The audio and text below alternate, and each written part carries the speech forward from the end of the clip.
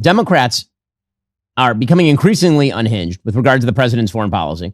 So yesterday, a series of Democrats released a video asking members of the military to openly defy the administration, which is a violation of the law. I mean, this can get you arrested. Here's Senator Slotkin, among others, pushing this.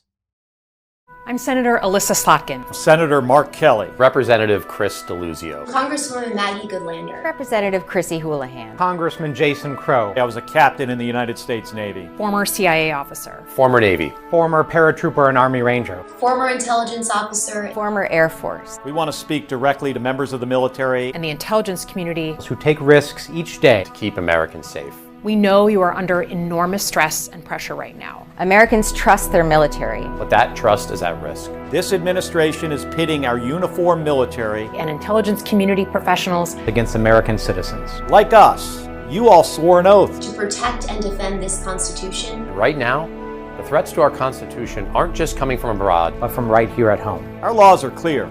You can refuse illegal orders. You can refuse illegal orders. you must refuse illegal orders. No one has to carry out orders that violate the law. Or our Constitution. We know this is hard. And that it's a difficult time to be a public servant. But whether you're serving in the CIA, In the Army, Our Navy, The Air Force. Your vigilance is critical. and know that we have your back. because now, more than ever, The American people need you. We need you to stand up for our laws. our Constitution, And who we are as Americans. Don't give up.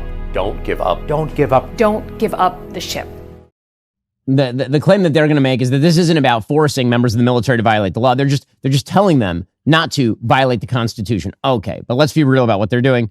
The obvious implication is that they are receiving illegal orders each and every day. And we should just point out that if somebody improperly attempts to resist a proper order, that person could end up with actual legal consequences. Pete Hegseth, the Secretary of Defense, he put out a statement on all of this saying stage 4 TDS. That was the entirety of the statement. Stage 4 Trump derangement syndrome.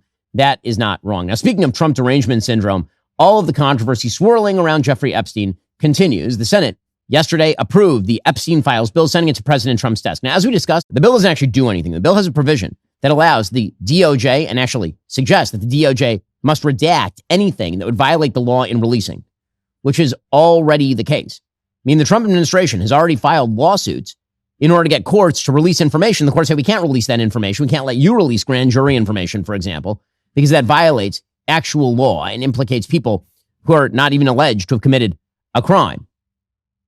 However, this whole thing was political. It was always political. The people who are leading the charge on this, as we mentioned yesterday, many of them are people who are directly involved with Jeffrey Epstein. That includes people like Steve Bannon on the right, people like Stacey Plaskett on the left. I mean, yesterday, for example, James Comer exposed the fact that Hakeem Jeffries, the House Minority Leader, had solicited a meeting with Jeffrey Epstein in 2013. That was 5 years after his plea arrangement with regard to child sex trafficking. Another email shows Democrat fundraisers invited Epstein to an event or to meet privately with Hakeem Jeffries as part of their 2013 effort to win a majority. So Hakeem Jeffries' campaign solicited money from Jeffrey Epstein. And so again, the Epstein scandal is a real scandal, and they remain open questions, and I will continue to maintain that those questions are open.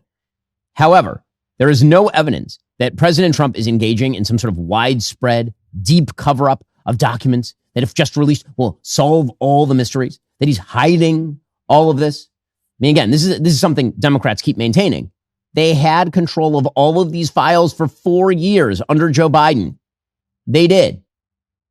So some of this is politicking, some of it's wish casting. On the politicking side, you have people like Jamie Raskin, who says that the cover-up must end. What is being covered up? Does he have any idea what's being covered up? Like, really, what is the big cover-up? We want the whole truth to come out. This is the United States of America. Even the British monarchy wouldn't put up with this. How about the American democracy? How about we say, no way, we're not going to allow this cover-up to go on for one day more. And so, again, this is the Democrats attempting to make hay while the sun shines. Some of them are wish casting. Kara Swisher, the left-wing podcaster, she says that the Epstein files are going to end Trump's presidency. No, they certainly will not. That is very silly. I don't know. I feel like we're going to have President J.D. Vance by the end of 2026. I get it, but he is the vice president. You think this ends his presidency prematurely? Yes. He'll be sick. He'll be that. Yeah. I do. I think he's not going to make it to the end. Be careful what you wish for. I think J.D. Vance is scarier. I agree.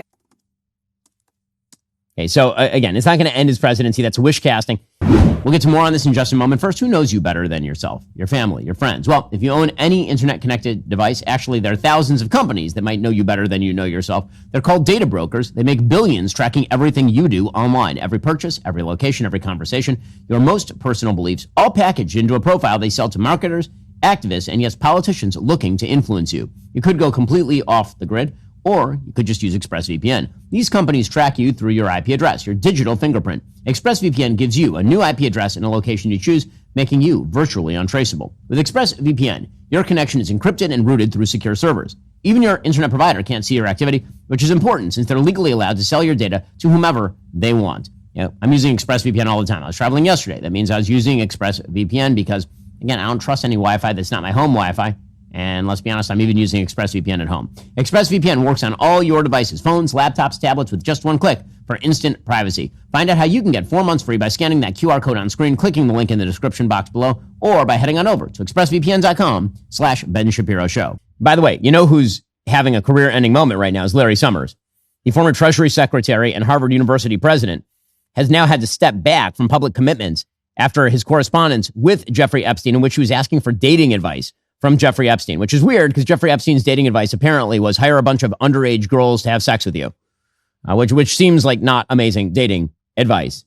So Larry Summers has been on the chopping block, but if you think that President Trump is in any way endangered here, that's quite silly. Speaker Johnson pointed out that all of this is about trying to weaponize Epstein against Trump. That's true, by the way, again, for people both left and right who are attempting to undermine Trump's presidency.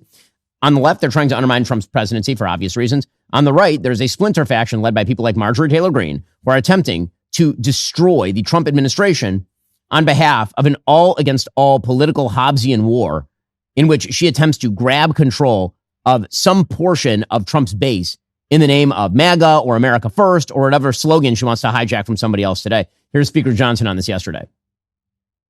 But the truth is, the biggest proponents of this discharge petition were never actually interested in transparency or ensuring justice or protecting victims of this unspeakable tragedy, the Epstein evils. And how do we know that? Because the Democrats had every one of the Epstein files in their possession for the 4 long years of the Biden administration. The Biden Department of Justice had the files the entire time. And not a single one of the people who are so loud and animated right now, they never said anything about it for all those 4 years. Yeah, he is, of course, right about all of this. But what's the actual agenda here? Well, for the left, the agenda is to damage Trump's presidency and thereby damage the Republican Party. For the right, again, there's a group of people who believe they're going to hijack Trump's movement out from under him and then take control of that rump movement and somehow parlay that into political power, which would be bad for 2 reasons. One, the people who are attempting to do this represent legitimately the worst part of the MAGA coalition. And 2, they will lose. Okay, so if you check out the Kalshi markets today, okay, Kalshi, one of our sponsors, which party will win the 2028 presidential election?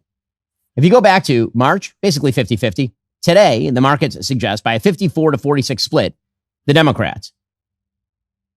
I think that all of the Republican whistling past the political graveyard here, suggesting that there's an inherent advantage for Republicans in 2028. That is not true. It is not true. And when you turn your coalition into a group of idiot grifters and Nazi fellow travelers, it turns out that's not going to be popular in America. Forget about the morality of the thing for just a second. Does anyone think that's a victorious electoral coalition? And if so, please explain why. So let's talk about this attempt to hijack MAGA and turn it into something it's not. As I said yesterday, MAGA is Trump, Trump is MAGA. Okay, that's all. Now, you can have various manifestations of MAGA. There are people who can claim in the name of MAGA to be hawkish on foreign policy. There are people who can claim to be paleocon isolationists on behalf of MAGA. President Trump contains multitudes, but the idea that the MAGA movement in its heart is about Marjorie Taylor Greene's ideology as opposed to President Trump is nuts. It's ridiculous. And not only that, it is politically stupid. It is politically stupid. If Republicans follow this path toward a rump MAGA, a portion of MAGA that is like the least popular portion of MAGA, by the way, with the American public, then we'll see how it works out for them. Cotton, it's a bold strategy.